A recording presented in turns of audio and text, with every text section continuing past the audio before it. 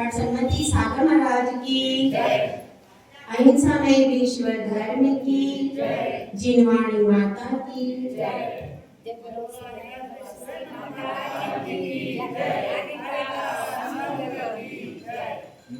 अब तक श्रद्धा और ज्ञान की चर्चा चली थी। श्रद्धा और ज्ञान में चर्चा हो सकती है, लेकिन आगे की जो लाइन है उसमें चर्चा का विषय नहीं है, चर्या का विषय। अभी तक आप चर्चा कर सकते थे, लेकिन अब चर्चाएं यहाँ पर समाप्त हो गई। यहाँ पर आगे चलने का काम है, क्योंकि चारित्र अधिकार यहाँ से प्रारंभ हो रहा है। चारित्राधिकार को कैसा है, उसमें आपको चलना पड़ेगा, तभी आप गंतव्य स्थल तक पहुंचे। ज्ञान में बहुत बड़ी बड़ी बातें लोग कर सकते हैं, श्रद्धान भी कर सकते हैं, लेकिन यहाँ पर तो जो चलेगा वह पाएगा। अरहंत भगवान ने श्रद्धान भी किया, ज्ञान भी किया, और उसके बाद उस रास्ते पर चले भी, तब जाकर के कहीं मोक्षपुरी तक पहुंचे। अकेले श्रद्धान है, मोक्ष पर श्रद्धान किस किस का है? है ना सबका श्रद्धान है कि मोक्ष में सुख है, ऐसा श्रद्धान किस किस का है? सबका है ना। तो मोक्ष में सुख है ऐसा श्रद्धान है, और आपको ज्ञान भी है। मोक्ष में कौन सा सुख है भाई? अनंत सुख। ज्ञान है कि नहीं? ज्ञान भी है, लेकिन मोक्षपुरी तक पहुंचने के लिए क्या करना पड़ेगा? चारित्र के रास्ते पर चलना पड़ेगा। अगर आप चलोगे नहीं तो कभी भी मोक्षपुरी तक पहुंच नहीं सकते। तो आज वह हम चारित्राधिकार को शुरू कर रहे हैं, और बहुत पुनीत अवसर है। क्या अवसर है कि आज है पार्वती सप्तमी। आज के दिन कोई बता सकता है क्या स्पेशल चीज है? कोई बता सकता है क्या चीज खास है आज? हाँ बताइए, कोई बता सकता है? आज जो यहाँ पर आए वात्सल्य रत्नाकर आचार्य विमल सागर महाराज जी की जन्म जयंती है आज में, जिन्होंने चारित्र को धारण किया, महाव्रतों को धारण किया, ऐसे महामना की आज क्या है? जन्म जयंती। तो हमारे लिए हर्ष का विषय है कि नहीं है? तो यहाँ पर भी आए हैं महाराज जी, आए कि नहीं? आचार्य विमल सागर महाराज जी कुसुम्बा में भी आए हैं, और यहाँ भी जिस जिसको जो जो बोल करके गए वो उसका घटित, मतलब उनको सिद्ध वाणी सिद्ध महात्मा थे, वो उनके मुख से जो निकल जाता था वो हो जाता। ऐसे सिद्ध वाणी सिद्ध जिसको वचन सिद्ध, और अपनी साधना तपस्या में भी निष्ठ साधु। तो जन्म तो सबका होता है, लेकिन जन्म लेने के बाद जो चारित्र को धारण कर लेते हैं उनका जन्म सार्थक हो जाता है। तो उन्होंने क्या किया? जन्म लेने के बाद कहाँ हुआ था भाई उनका जन्म? कोई बता सकता है? मौसमी नहीं है, मौसमी का मौसमी नहीं है, क्या है? ओस्मा। ओस्मा गांव में, जैसे आपका कुसुम्बा है वैसे ओस्मा नामक गांव है, और ओस्मा गांव में उनको भगवान जैसा पूजते हैं आचार्य विमल सागर महाराज जी को, और उनके जीवन की बड़ी दुखद कहानी, लेकिन उस दुखद कहानी में भी परिस्थितियां उनकी सब विपरीत रही। लेकिन उसके बाद भी वह अपने संयम के मार्ग को पकड़े रहे, संयम की डोर को छोड़ा और अपने मुख को मोड़ा नहीं। संयम के पद से जो संयम की डोर को छोड़ देता है विपरीत परिस्थिति में, तो फिर वह आगे बढ़ कभी नहीं पाता। तो उनकी क्या कहानी है कि बचपन में ही 6 महीने में ही क्या हो गया, माता का आंचल हाथ से छूट गया। अब कौन पाले 6 महीने का बालक? नाम क्या था उनका? बताओ बताओ। पंडित नेमीचंद। पंडित नेमीचंद उनका नाम था। और उसी प्रकार से जैसे नेमी का अर्थ होता है रथ की धुरा, और चंद्र क्या होता है? शीतल होता। इसी तरह से वे भी बहुत शीतल थे, बहुत शांत प्रकृति के, और धर्म रूपी रथ की क्या थे? धुरा के समान उन्होंने धर्म के रथ को आगे बढ़ाया। किसके शिष्य थे वो? बताओ। आचार्य महावीर कीर्ति महाराज के प्रथम शिष्य थे।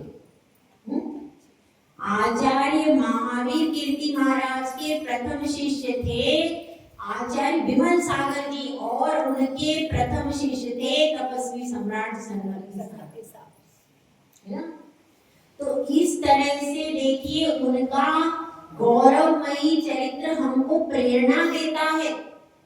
जैसे कि एक कोई पहले होता था, पहाड़ पर जाते थे सम्मेद शिखर पे वंदना के लिए, तो लालटेन आगे आगे चलती थी, पीछे पीछे लोग चलते थे। तो हमारे लिए तो वो लालटेन जैसे हैं, रास्ता तो वो बता रहे और हम लोग तो उसके पीछे पीछे चल रहे।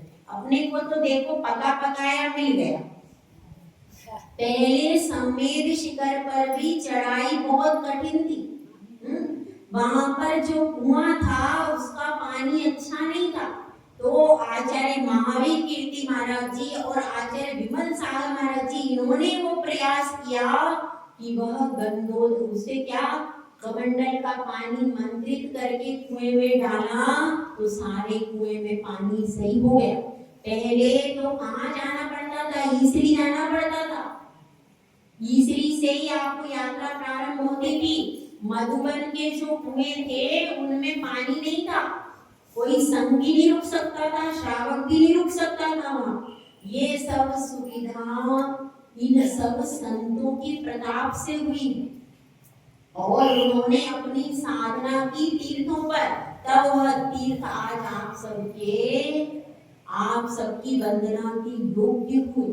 ऐसी इनकी बहुत साधना है, क्योंकि उनके चतुर्मास पहले के साधु क्या करते थे? तीर्थों पर ही चतुर्मास करते थे।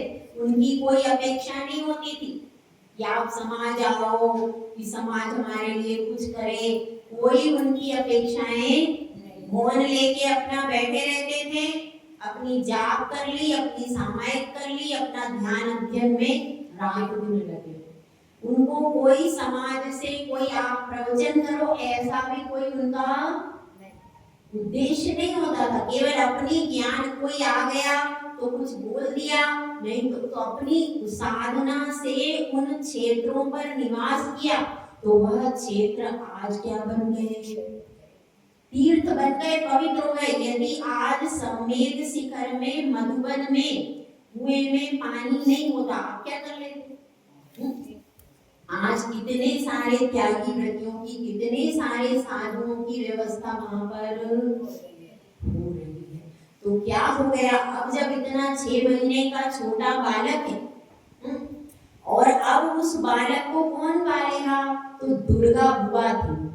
दुर्गा बुआ उस बालक को लेकर के चली गई कि अब इतना छोटा बालक है, ये तो पाल नहीं सकते उनके पिताजी पाल नहीं पाएंगे, इसीलिए वह बुआ लेकर के 6 महीने के बालक को चली गई, और बुआ के यहाँ ही इनका लालन पालन हुआ।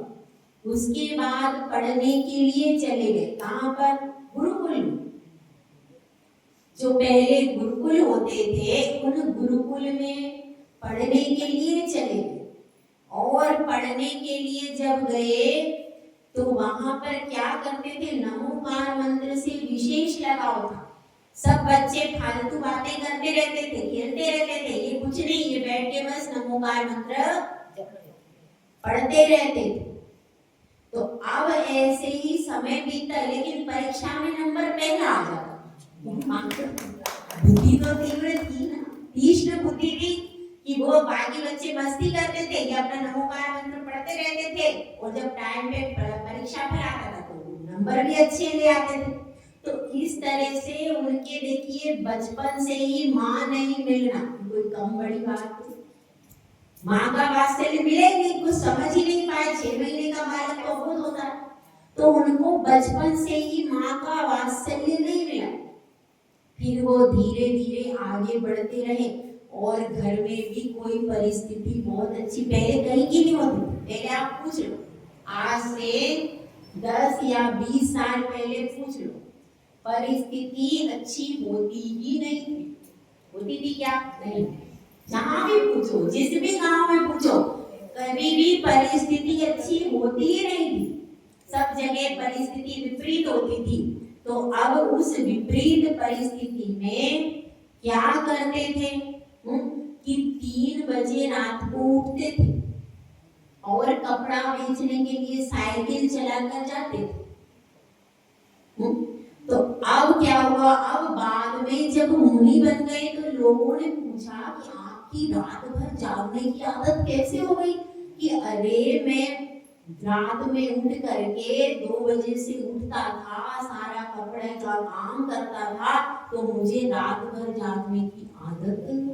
अब क्या करें मुनि बन के? तो रात भर जागते, पूरी रात्रि भर जाग करके नमोकार मंत्र का जाप करते। कब से?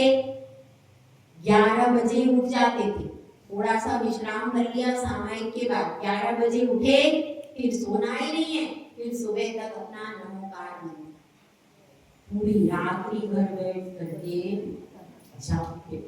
इतनी उनकी गहन साधना थी, और वैयावृत्ति में सब चीज में कैसे थे? अवगत, बहुत शांत प्रकृति के थे, और उनका नमक का त्याग था, नमक नहीं लेते। मालूम होगा आपको? यहाँ पे किसी के यहाँ नहीं हो?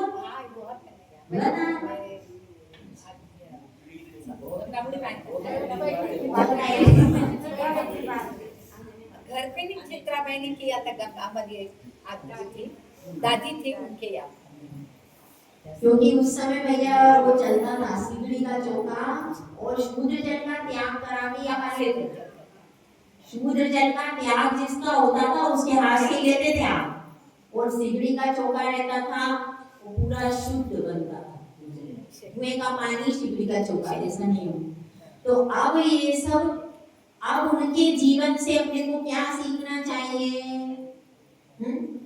क्या सीखना चाहिए? कि विपरीत परिस्थितियां उनके जीवन में भी बहुत, सम्मेद शिखर में रुके तो विपरीत परिस्थिति थी, तो उस सब विपरीत परिस्थिति में भी वो अपने संयम में दृढ़ रहे। और उनके जीवन की एक घटना है, क्या घटना है? कि सुधर्म सागर महाराज, आचार्य सुधर्म सागर महाराज, वो 100 श्लोक एक दिन में लिखते थे, रात में भी बैठकर लिखते। और पहले उस समय वो आती थी स्याही की, वो ऐसी बटकी जिसको बोलते हैं, ऐसी टिक्की टिक्की आती थी, और वो बर्फ आता था, वो टिक्की को बोल लेते थे और बर्फ डुबा डुबा के लिखते थे, ऐसा पहले होता। अब क्या होता है, अब वो डुबा डुबा कर लिखते, और आप क्या बोलते उसको? जो भी उधर बर्फ बोलते हो, टिक्की और उसे। अब वह क्या होता था, सुधर्म सागर महाराज थे, तो पहले कोई व्यवस्था थी, वो स्याही की टिक्की और वो, अब वो उसको बोल लेते थे और वो लिखते थे। तो अब दिन भर में उनका पूरा नियम था, एक दिन रात में कितने लिखने? 100 श्लोक लिखना। तो अब उनको क्या प्रॉब्लम थी? कफ की प्रॉब्लम थी, कफ निकलता था उनका। तो अब वो डिब्बी, अब उनके पास में पहुंच गए पंडित नेमीचंद जी, ये उनके चरणों में रहते थे, और पहले कोई भी चरणों में रह जाए तो तो साधु कोई आंख उठा के नहीं देखता था, अब जैसे नहीं आपके ब्रह्मचारी हो तो भाई मुश्किल हो जाता। पहले ऐसा नहीं था, आप बैठे रहो, महाराज अपना काम कर रहे हैं तो कर रहे हैं, सामायिक कर रहे हैं तो कर रहे हैं, कोई ज्यादा मतलब नहीं रखते थे। अब पंडित प्रेमीचंद जी भी हालांकि विद्वान होकर आए, शास्त्री पढ़ के आए, पर ऐसा नहीं कि उनको कुछ, अब वो अपना लिखते रहते थे। अब उनका क्या हुआ, कफ का जो डिब्बा था तो वह डिब्बा क्या हो गया, भर गया। अब जब डिब्बा भर गया तो फिर महाराज सोचने लगे कि मैं उठूंगा तो ये सब डिस्टर्ब हो जाएगा। महाराज सोचने लगे और एकदम से उनका कप निकला। जैसे ही कप निकला तो पंडित नेमीचंद जी ने अपना हाथ आगे करे, तो ऐसी उन्होंने सेवा की। रात भर जब उनके गुरुराज जग रहे तो वो भी जगेंगे, ऐसी होती थी पहले सेवा। आप लोग तो रात भर जगना, जैसे वो बैठे जब तक उनके श्लोक, वो भी रात भर जगेंगे तो ये भी शिष्य भी रात भर, ऐसी उनकी सेवा की उन्होंने। तो उनकी सेवा से प्रसन्न हुए। उस समय कुछ नहीं बोले धर्मसागर महाराज। जब उनका कार्य पूरा हो गया उसके बाद फिर उनको निमित्त ज्ञान पूरा दिया आचार्य सुतम से। पहले ऐसा ही होता था, पहले रोज रोज की पुचकार नहीं होती। जब परीक्षा कर लेते थे कि भाई ये परफेक्ट है तो उसको पूरा दे देते थे। लेकिन परीक्षा कर अब इतनी रात तक बैठ करके वो भी जागे, उनकी वैयावृत्ति भी करते रहे, तो इतनी सामर्थ्य होती है तब जाकर के मान अच्छा मिलता। तो ऐसे मतलब वैयावृत्ति में भी बहुत प्रवीण थे। और फिर उनसे जो निमित्त ज्ञान मिला उसके आधार से वो बता देते थे कौन सी गली में कौन रहता है, क्या करता है, उसका भाग्योदय क्या होगा, उसके घर में क्या है, उसकी क्या, सारी चीजों को बता देते उस निमित्त ज्ञान के बल से। तो इस तरह से उनमें वैयावृत्ति का भी गुण था और वात्सल्य विशेष था। कोई भी आ जाए उसके प्रति वात्सल्य, ऐसा किसी पर्टिकुलर व्यक्ति के लिए नहीं, सबके लिए, कोई भी व्यक्ति हो सबके लिए वात्सल्य था। इसीलिए क्या कहलाते थे, वात्सल्य रत्नाकर कहलाते थे। और उनकी माता का नाम क्या था भाई, कटोरी देवी। कटोरी देवी। पिता का नाम क्या था भाई, पिता का नाम था बिहारी लाल और माता का नाम कटोरी देवी। तो इसलिए कहते हैं कटोरी से सागर निकल गया। तो आज अपन उनकी जन्म जयंती पर क्या भावना भाएंगे कि जिस प्रकार से चारित्र के मार्ग पर आप चले हो तो हमें भी आप वैसा ही चारित्र के मार्ग पर हम चल सकें, ऐसा हमें शक्ति देना। ठीक है, अब हम अपने चारित्राधिकार पर आ जाएंगे। चारित्राधिकार आज हमको प्रारंभ करना है, बहुत सुंदर शुभ दिन मिला है। तो आज का दिन, अब आगे आपको जो चलेगा वह आगे जाएगा। अब तक तो ठीक है, सुन लो, चर्चा कर लो। अब जो कदम उठाएगा वही मोक्षपुरी की ओर। अब हमारी मोक्षपुरी की गाड़ी स्टार्ट हो गई। अब हमारी आज से गाड़ी तैयार है, किसको चलना है मोक्षपुरी। अब हमारी गाड़ी स्टार्ट हो रही। अब जो यहाँ पर कदम उठाएगा वही आगे बढ़ने में सक्षम होगा। देख, अपन गाथा पढ़ते हैं सबसे पहले। मोहति मेरा पहड़ने, दर्शन लाभादवाप्त संज्ञानः, राग द्वेष निवृत्ते शरणं प्रतिपद्यते साधुः।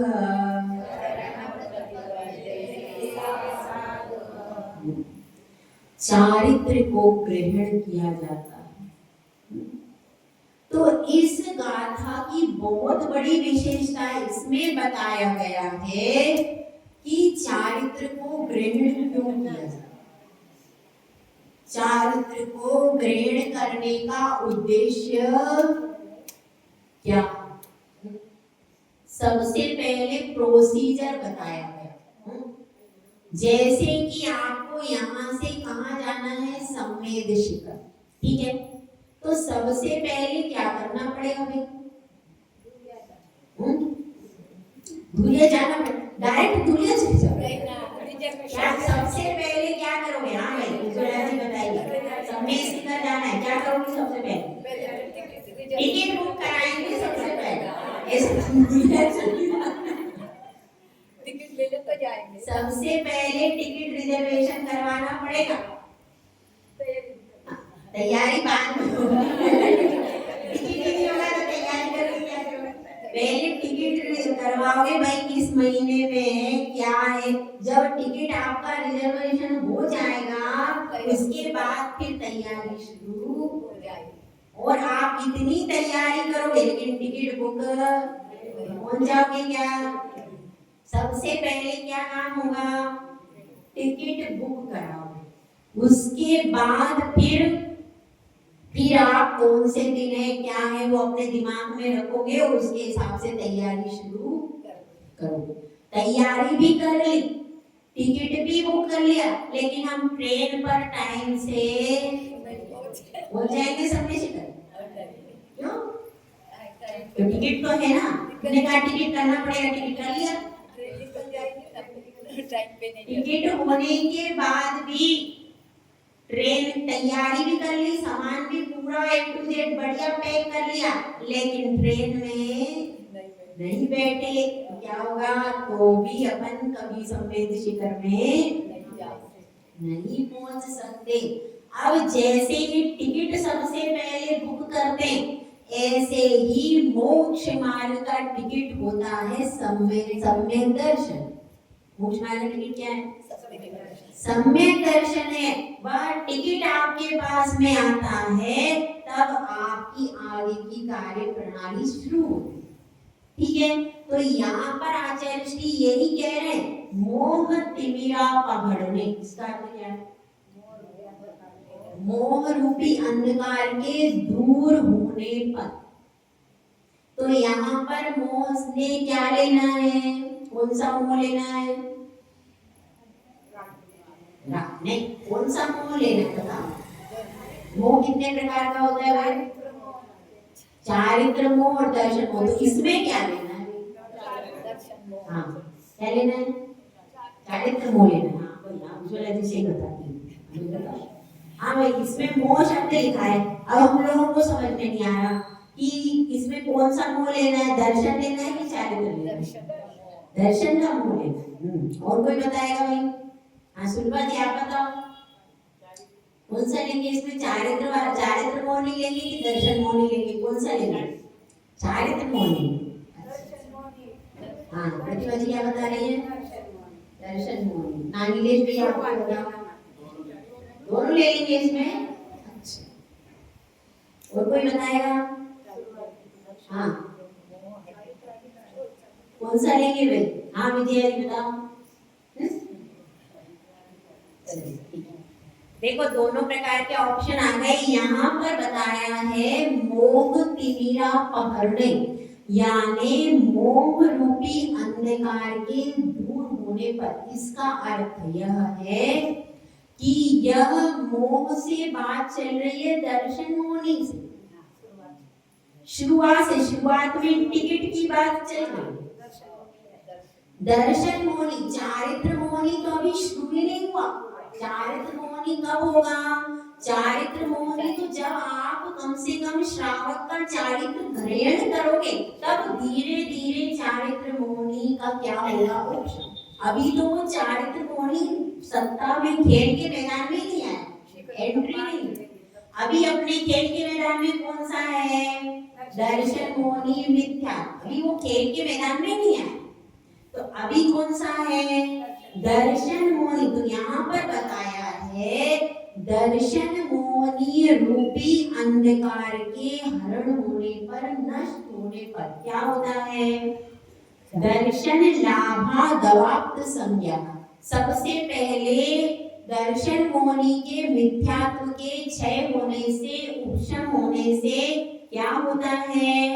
सम्यक दर्शन की प्राप्ति होती है। और फिर उसके बाद क्या होता है, उपशम भी मान लेंगे, अनुदय उपशम हो चाहे हो तो कोई भी परिस्थिति। और उसके बाद क्या होता है, फिर आता है दवाप्त संज्ञान, और उसके साथ ही सम्यक ज्ञान हो जाता है। क्या हो जाता है, सम्यक ज्ञान। अब क्या होता है, और अभी इतनी बात को समझ कि यहाँ पर प्रोसीजर बताया है क्या, कि सबसे पहले क्या प्राप्त करना चाहिए जीव को, सम्यक दर्शन प्राप्त करना चाहिए, फिर सम्यक ज्ञान प्राप्त करना चाहिए, उसके बाद चारित्र के बारे में सोचना। ये राजमार्ग है। कौन सा मार्ग है? लेकिन भैया हमको तो जल्दी थी, हम तो पहुंच गए, हमें तो इमरजेंसी में टिकट चाहिए, हम तो ट्रेन के पास जा रहे हैं, क्या करना है? ऐसे भी हो सकता है। ये तो राजमार्ग पर अपवाद मार्ग भी है। ऐसा भी हो सकता है कि किसी को सम्यक दर्शन की प्राप्ति नहीं हो पाती, लेकिन उसने सोच लिया कि मुझे गुरु के तत्वाद पर श्रद्धा है, मुझे क्या करना है, दीक्षा लेना, और कोई मुनि बन गया, आरिका बन गया, प्रतिमाधारी आदि हो गए, तो क्या होगा, तो बाद में भी वह सम्यक दर्शन को प्राप्त कर सकता है। ऐसा नहीं है कि नहीं करेगा, कर सकता है। लेकिन सही रास्ता क्या है, राजमार्ग, वो अपवाद मार्ग। ऐसा नहीं है कि वो नहीं हो सकता, वो भी हो सकता है। वो भी हो सकता है कि कोई पहले मुनिराज बन जाए, बाद में मिथ्यात्व का उपशम करके सम्यक दर्शन प्राप्त कर ले, वो भी हो सकता है। लेकिन वो रास्ता कैसा है, वो अपवाद मार्ग है। राजमार्ग यह है क्या, कि पहले मिथ्यात्व को हवन करो, सम्यक का चयन करो, मोह रूपी दर्शन मोहनी को क्या करो, इस तिमिर को हरण करो, और दर्शन सम्यक दर्शन प्राप्त करो, फिर सम्यक ज्ञान प्राप्त करो, और फिर कहाँ बढ़ो, चारित्र के मार्ग पर बढ़ो। ऐसा अपवाद मार्ग क्यों बताया, क्योंकि कुछ लोग ऐसा करते, भाई हमें जीवन भर सम्यक दर्शन ही प्राप्त नहीं होता। ऐसी भी एक वर्ड है, आपको बताओ, केवल फोकस किस पे, सम्यक दर्शन प्राप्त करेंगे, सम्यक दर्शन प्राप्त करेंगे, बस उनकी सारी प्रक्रिया में क्या रहता है, केवल सम्यक दर्शन। जब उनसे चारित्र की बात करो तो क्या कहते हैं, हमें अभी सम्यक दर्शन तो प्राप्त हो जाए। वो केवल सम्यक दर्शन में लगे रहते हैं, और याद उनको सब कुछ है। सम्यक दर्शन 25 दोषों से रहित होता है, ऐसा होता है, ऐसा होता है। कहीं मिथ्यात्व में जाकर नमस्कार भी नहीं करते, पालन पूरा करते हैं, लेकिन दूसरों को अटकाए रखते। अगर कोई चारित्र लेना चाहता है, अरे आपको सम्यक दर्शन तो है नहीं, सम्यक दर्शन के बिना चारित्र तो मिथ्या होता है, चारित्र को धारण मत, ऐसा की तो उससे क्या हो जाता है, लोग आगे बढ़ते नहीं। तो इसलिए यहाँ पर कहा है कि दोनों रास्ते आपके पास में, कोशिश करना काहे की पहले सम्यक दर्शन को प्राप्त कर लो। यदि नहीं हो पाया और कोई ले रहा है दीक्षा, अब ये तो अंतरंग का विषय भी है कि सम्यक दर्शन चारों अनुयोग से होता है। चारों अंतरंग में अब किसकी कषाय मंद है, कषाय का भी अपन थोड़ा बहुत गणित कर सकते। कषाय के आधार में किसी का बैर भाव चल रहा है, कोर्ट केस चल रहा है, तो समझो है ही नहीं। लेकिन उसके अलावा भी अंतरंग में अग्रहित मिथ्यात्व हो सकता है कर्म के उद्देश्य। वो अपन कहाँ जान रहे हैं, अपन तो बाहर का देख रहे हैं, भाई बाहर से इसका बैर नहीं होना चाहिए, बाहर से मिथ्या दृष्टि, गुरु के पास में इधर उधर नहीं जाना चाहिए, इतना ही समझते हैं कि नहीं है बस। लेकिन अंतरंग में किसी के कर्म उदय हो तो वो कैसे जाने। अब सात तत्व का सही स्वरूप अब बोल रहा है, पर उसको श्रद्धान है कि नहीं क्या पता। बड़े बड़े उपदेश देने वाले भी केवल बोल देते, पर श्रद्धान नहीं होता। अब देखिए एक घटना सुनाते हैं। एक बहू थी, तो अब क्या हुआ, सास ने सोचा था कि भाई मेरा बेटा तो करोड़पति है, बहुत बड़ा बिजनेस है, मुझको घरेलू लड़की चाहिए। तो अब लड़की देखी, बहुत सुंदर लड़की। उन्होंने कहा क्या है भाई, तो कहना होम साइंस में एमए, होम साइंस में BHMS। तो उन्होंने कहा तो बहुत बढ़िया है, मुझे तो यही चाहिए कि एक से ट्रेनर है वो, इतनी अच्छी वस्तुएं सिखाती है, मतलब पूरे जगह उसका नाम है, इतनी अच्छी हो। अब वो समझे कि बढ़िया है, तो ये बना बना के आराम से खिलाएगी अपना आगे। अब वो शादी करके ले आए। अब क्या हुआ, अब वो तो कुछ बनाए नहीं।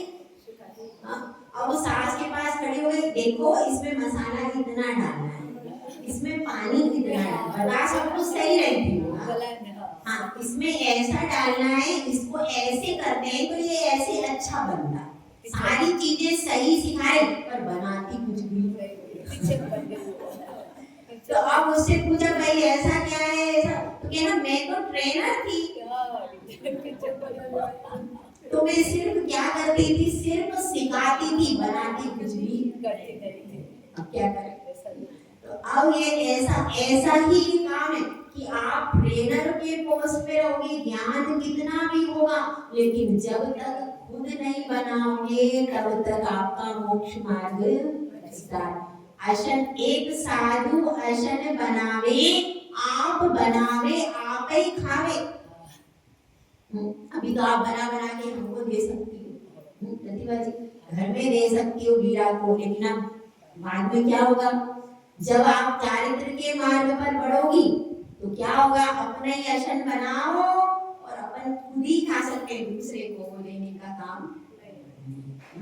तो अब अपनी यहाँ पर बात चल रही, ये तो हो गया राजमार्ग, और इसकी दूसरी लाइन तो मुझे बहुत ही सुंदर लगती है, राग द्वेष निवृत्ते चरणम प्रतिपद्यते साधु। एक साधु, साधु से यहाँ पर श्रावक भी लेना, सज्जन पुरुष, एक साधु है या श्रावक है, वह चारित्र क्यों अंगीकार करता है, राग द्वेष की निवृत्ति के लिए।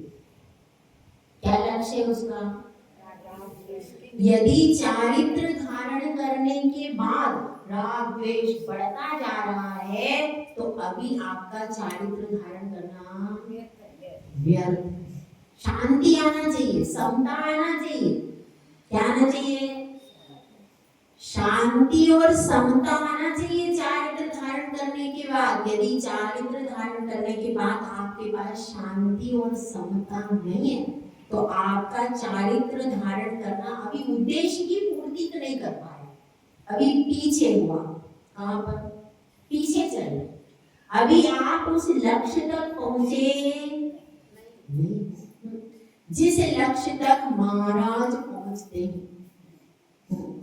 अर्घावतारण असी प्रहारन मैं सदा समता धरण, ऐसे वह लक्ष्य होता है। यशोधर मुनिराज पर एक ने उपसर्ग किया और एक ने उपसर्ग का निवारण किया, दोनों सामने खड़े हैं, श्रेणिक राजा भी खड़ा है, चेतना भी खड़ी है। अब यशोधर मुनिराज बिल्कुल शांत है, उपसर्ग निवारित हो गया है, अब उनकी दृष्टि सामने पड़ती है, जैसे ही देखते हैं दोनों, श्रेणिक ने भी नमोस्तु कर लिया और चेतना ने, दोनों ने अपना शीश एक साथ झुकाया। अब क्या आशीर्वाद दिया, सद्धर्म वृद्धिरस्तु, दोनों के लिए समान आशीर्वाद। ये नहीं, ये तो श्रेणी के, इसने मुझे उपसर्ग किया, दूर हो जा मेरी नजरों से, ऐसे कहा था, उनके लिए भी आशीर्वाद है और चेतना की, दोनों के लिए समान आशीर्वाद। यह जब सुना तो श्रेणी को बिल्कुल हिल गया, उसने कहा ओ ये है वीतरागी साधु, ये है दिगंबर साधु जो राग द्वेष से बिल्कुल रहित है, ना इसके प्रति राग की उन्होंने उपसर्ग दूर किया, ना मेरे प्रति द्वेष की मैंने सर्प डाला, बिल्कुल राग द्वेष में समता के धारी ही मुनिराज है। और उसको लगा कि अरे मुझे तो, मैंने तो बड़ा अपराध किया है इनके प्रति, और मुझे तो अपना मस्तक काट के उनके चरणों में डाल देना। इतना पश्चाताप हुआ और तुरंत हाथ किस पर चला गया, तलवार की म्यान जो थी उस पर। जैसे ही तलवार की म्यान पर हाथ गया, वैसे ही यशोधर मुनिराज कहते हैं, रुको राजा श्रीनिक। और चमक कहने के बाद है, तुमने अयोग्य विचार किया है, आत्महत्या का विचार उत्तम। अब तो लोग ये तो मन की भी जान गए, अब वो और ज्यादा नसमस्तक हो गया, क्योंकि वो महाराज तो मना पर ये ज्ञानी थे, विपुलमती मना पर ये ज्ञानी महाराज थे। वो तुरंत जान गए कि श्रेणी को क्या विचार कर रहा है। तो ऐसी बात होती है, तो वास्तव में चारित्र वही है जिसमें राग द्वेष कम होता जाता है। देखिए आप जैसे ही चारित्र धारण करते हैं तो कौन सी कषाय जाती है, अनंतानु। चौथे गुण स्थान तक रहती है, आ जाती, दूसरे में चली जाती, बंध का अभाव तो दूसरे में हो जाता है। उसके बाद पांचवें गुण स्थान में कितनी कषाय रहती है, अप्रत्याख्यानावरण रहती, अनंतानुबंधी नहीं रहती। ठीक है, तो एक चौकड़ी का अभाव तो किया हुआ कि नहीं, फिर कौन सी रहती है, अप्रत्याख्यानावरण। इसी तरह से और छठे में आ जाओ तो कौन सी रहती है, अनंतानुबंधी भी नहीं है, अप्रत्याख्यानावरण भी नहीं है, प्रत्याख्यानावरण भी नहीं है, कौन सी आ गई, कषाय की तीव्रता घटेगी नहीं। जो अनंतानुबंधी कठोर थी, अनंत काल की थी, वही अब संजलन के रूप में केवल जल की रेखा पर आएगी नहीं, घटेगी नहीं। तो जब तक कषाय नहीं घटी तब तक चारित्र भी ध्यान रखो। तो उद्देश्य हमारा हो सकता है कोई बीच में हो, अभी वो उस लक्ष्य तक ना पहुंचा, अपन सब बीच वाले ही, तो अभी उस लक्ष्य तक हम पहुंचे नहीं, लेकिन अपना लक्ष्य तो बने। लक्ष्य बनेगा तब पहुंचेंगे। केवल प्रतिमा धारण करके सोले का भोजन खाना चारित्र नहीं, ना पिच्छी का मंडल लेकर के चलना चारित्र। चारित्र वही है जिसमें राग द्वेष की निवृत्ति होती। मैं नहीं कहती, आचार्य समन्वय स्वामी के राग द्वेष की निवृत्ति होना चाहिए, तब जाकर के आप, मतलब इसमें बताया आप चारित्र ग्रहण कर रहे, भैया क्यों कर रहे हो, राग अपना लक्ष्य यदि हमने नहीं बनाया, क्यों भैया क्या है, क्यों ले रहे हो, हम ही सोले का खाएंगे और क्या आराम से लेंगे, सोले का भोजन करेंगे, सोले के कपड़ों में खाएंगे और अपना शुद्ध भोजन बनाएंगे, महाराज को आहार देंगे, इतना ही तो बोलते हो, क्या बोलते। कोई ये बोलता है कि नहीं हमारा राग द्वेष बहुत बढ़ रहा है इसलिए हम चारित्र धारण कर रहे हैं, ऐसा कोई बोलता है क्या? पर असली चीज क्या है ये समझो है। राग द्वेष की निवृत्ति के लिए साधु चारित्र को धारण करते हैं। जय बोला जय सुंदर सागर महाराज।